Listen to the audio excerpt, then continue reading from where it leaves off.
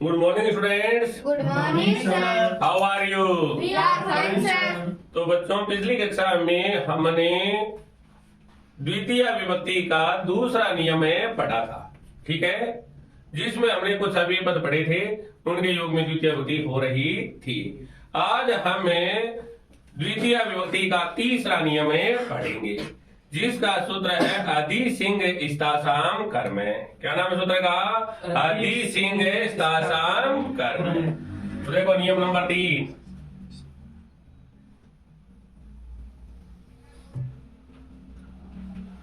हाँ, द्वितीय विभक्ति है। कौन सी विभक्ति है? द्वितीय विभक्ति।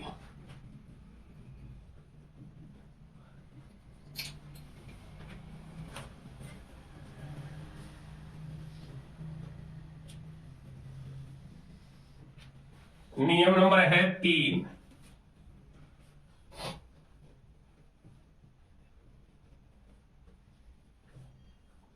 सूत्र है इसका अधि सिंह स्तासाम कर्म। क्या नाम है सूत्र का? आदि सिंह स्तासाम कर्म। ये कहता है आदि उपसर्ग के योग में,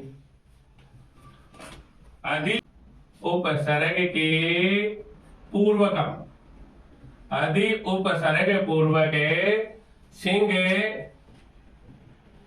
स्था और आस धातु के योग में, आस धातु के योग में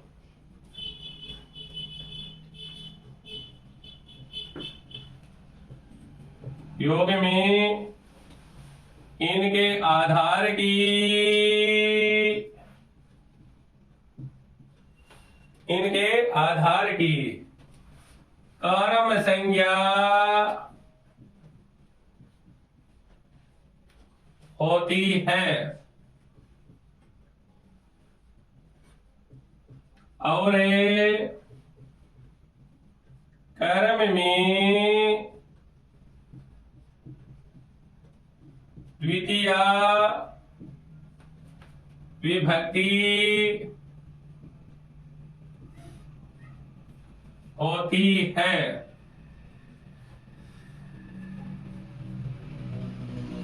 आदि उपसर्ग पूर्वक सिंह स्था और आस धातु के योग में इनके आधार की कर्म संज्ञा होती है और कर्म में द्वितीय विभक्ति होती है। तो देखो, पहले लेते हैं हम आदि उपसर्ग। कौन सा उपसर्ग है? आदि उपसर्ग के योग में कौन सी धातु आ जाए? ये उपसर्ग है आदि, इसके योग में लेते हैं सिंह धातु लेते हैं। कौन सी धातु लेते हैं? सिंह। तो आदि उपसर्ग के साथ में हम सिंह धातु जोड़ेंगे तो बनता है आदि सेते। क्या बनता है? आदि सेते। और आदि सेते का मतलब होता है सोता है। क्या होता है? सोता है। आदि की उपसर्ग के साथ में सिंह धातु जोड़ते तो क्या बनते हैं? आदि सेते। और आदि सेते का मतलब क्या होता है? सोता है। यदा सुरेश है शय्या में आदि सेते, सुरेश है शय्या में आदि सेते। यहाँ पर सय्याम को रेखांकित किया गया है। किसको रेखांकित किया गया है? सय्याम को। और कुछ है विभक्ति और इसका कारण क्या है? तो सय्याम में कौन सी विभक्ति है? द्वितीय विभक्ति। द्वितीय विभक्ति।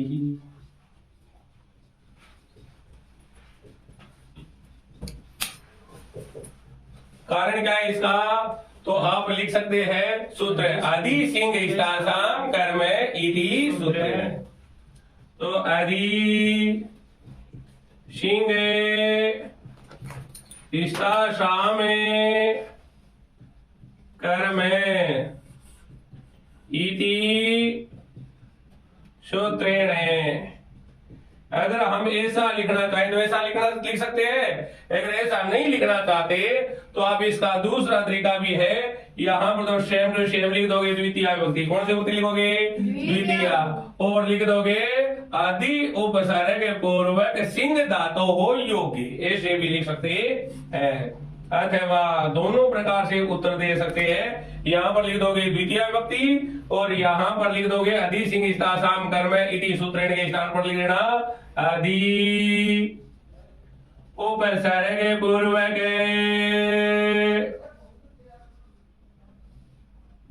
सिंह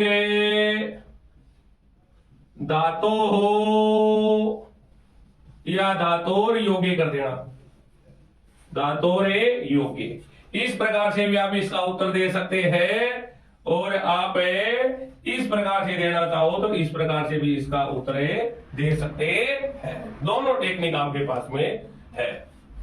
अब देखो भाई, अधि उपसर्ग के योग में स्था धातु आ जाए। कौन सी धातु आ जाए? स्था आ जाए तो हम अधि के साथ में स्था जोड़ेंगे। 2 नंबर पर कौन सी जोड़ेंगे?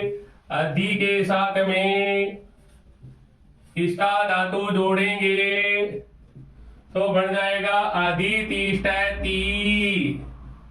क्या बन जाएगा? अधि तिष्ठति। और अधि तिष्ठति का मतलब होता है बैठता है। क्या होता है? बैठता है।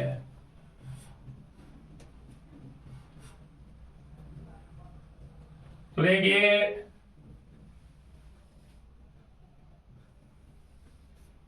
यथा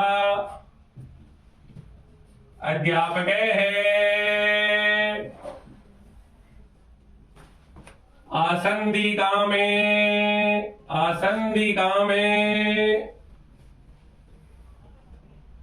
अधितिष्ठति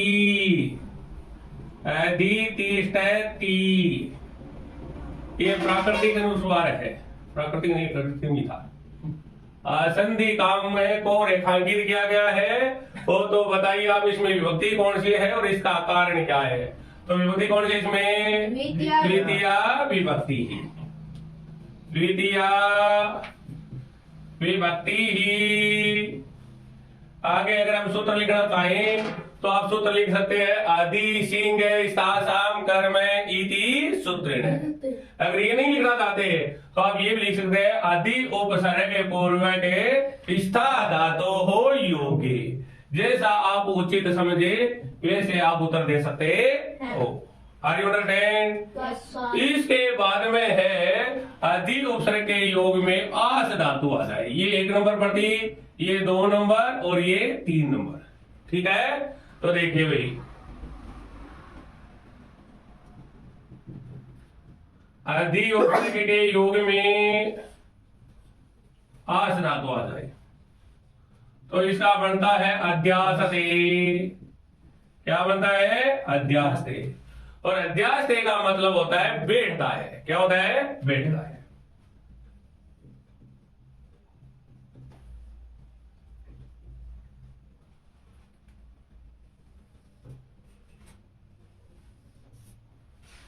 यथा नृप है सिंहासन में अध्यास्ते। नृप है सिंहासन में अध्यास्ते। यहां पर सिंहासन को रेखांकित किया गया है। तो बताइए आप विभक्ति और इसका कारण क्या है? विभक्ति कौन सी इसमें? द्वितीय विभक्ति। कारण क्या है? तो आप लिखिए अधि सिंह साम कर्म इति सूत्रेण। लिख दोगे क्या? Yes sir. एनी प्रॉब्लम है? No sir. एक प्रकार से तो प्रश्न इस प्रकार से आएगा। दूसरा यहां पर दे दिया सैया, तो क्या बन जाएगा? आपको पूर्ति करनी है तो पूर्ति क्या करोगे? बोलो तो सैयाम। और यहां पर मिलेगा आपको आसंधि का, तो आप क्या कर दोगे? आसंधि काम। अगर यहां पर सिंहासन मिले तो क्या कर दोगे? सिंहासनम। इस प्रकार से भी आपको रिक्त स्थान की पूर्ति भी करनी पड़ेगी। Are you understanding? Yes sir. ये था आपके द्वितीय विभक्ति का तीसरा नियम। ठीक है, अगली क्लास में हम इसका चौथा नियम में पढ़ेंगे। Thank you sir.